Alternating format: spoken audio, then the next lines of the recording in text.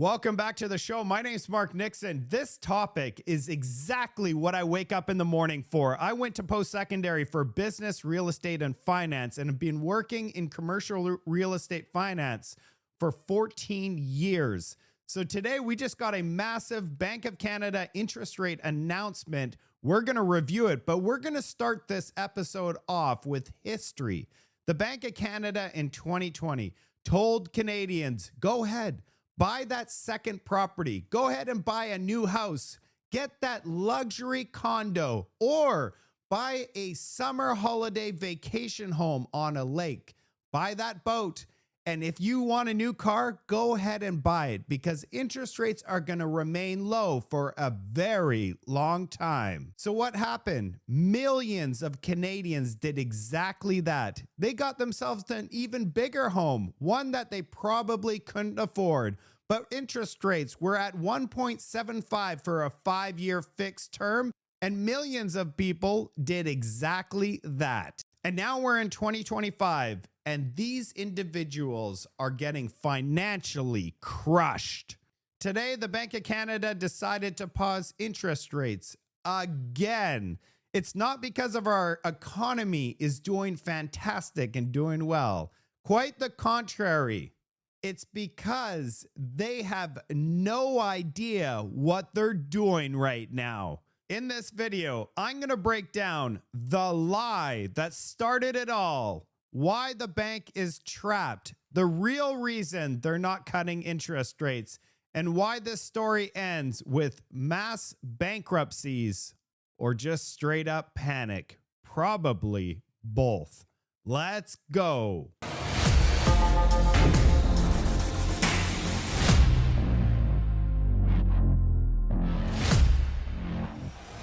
And so we have been unusually clear about the future path for interest rates.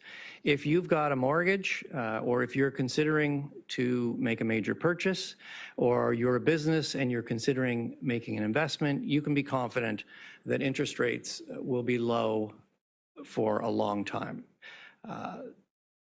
Low interest rates make spending and investment more affordable, and spending and investment will support the recovery. That would be our message to Canadians. That was Tiff Macklem, the governor of the Bank of Canada, July 15th of 2020, when he told Canadians interest rates would remain low for a very long time. Don't hold back. Go ahead and make those big purchases. At the same time, prices across Canada soared.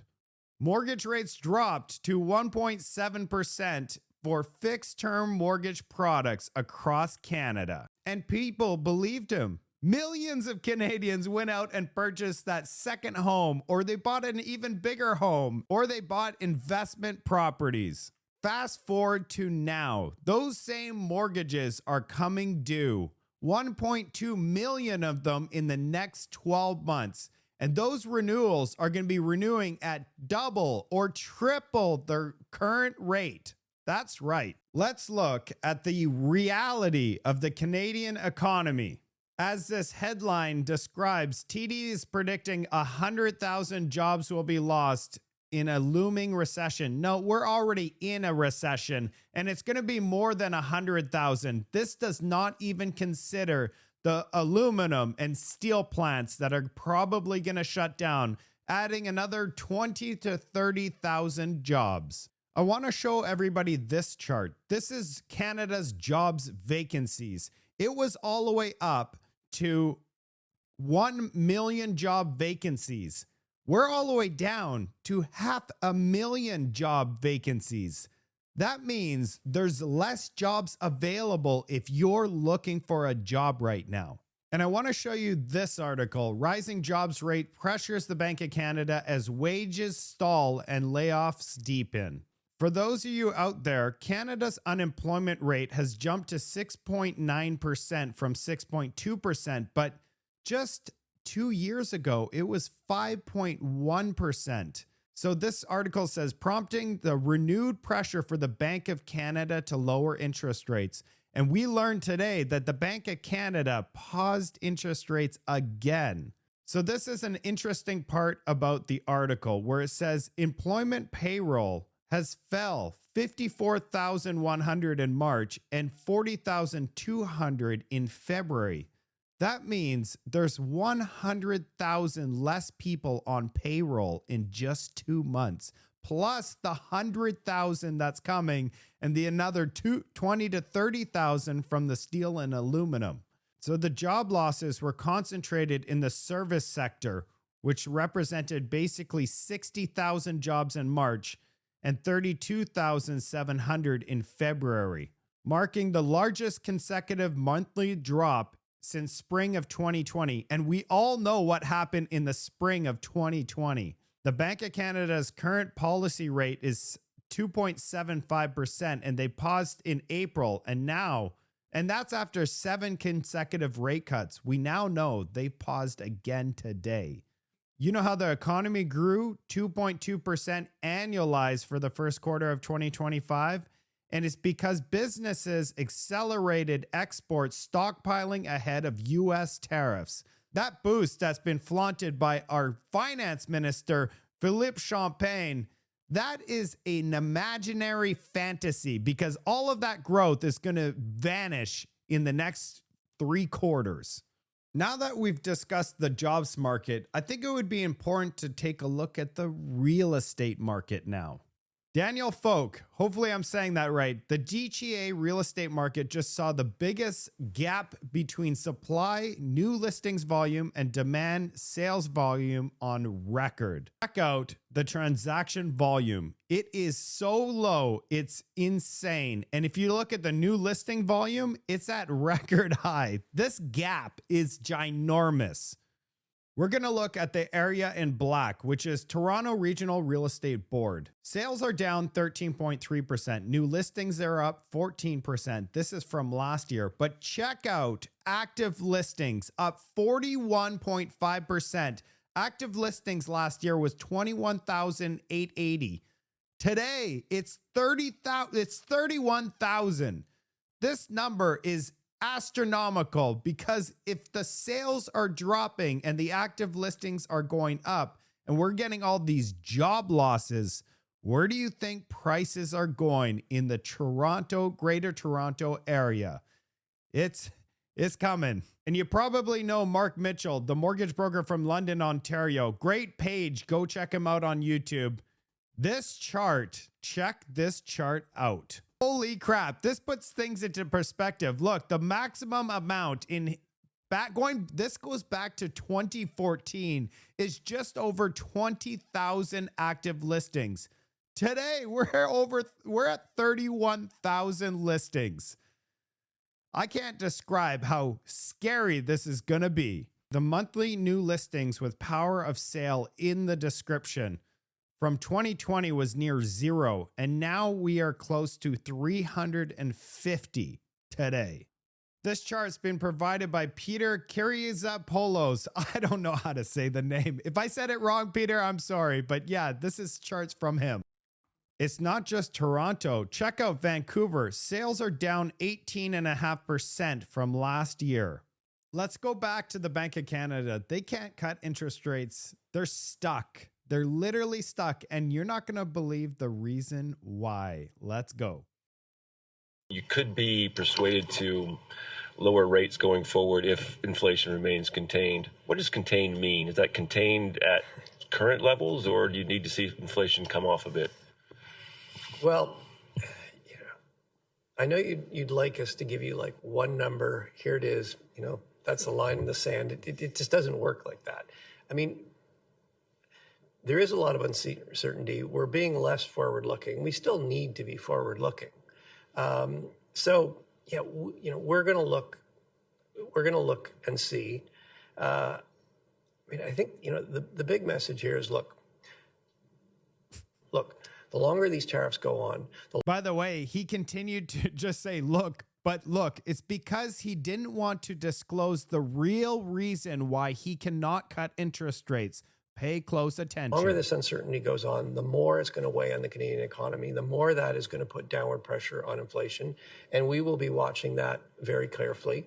But we are also conscious that there are there are cost effects of tariffs. We're seeing that already. The trade disruption, I mean, what we're hearing from firms is that the trade disruption is already adding costs. They're looking for new suppliers. They're developing new markets. That's adding costs.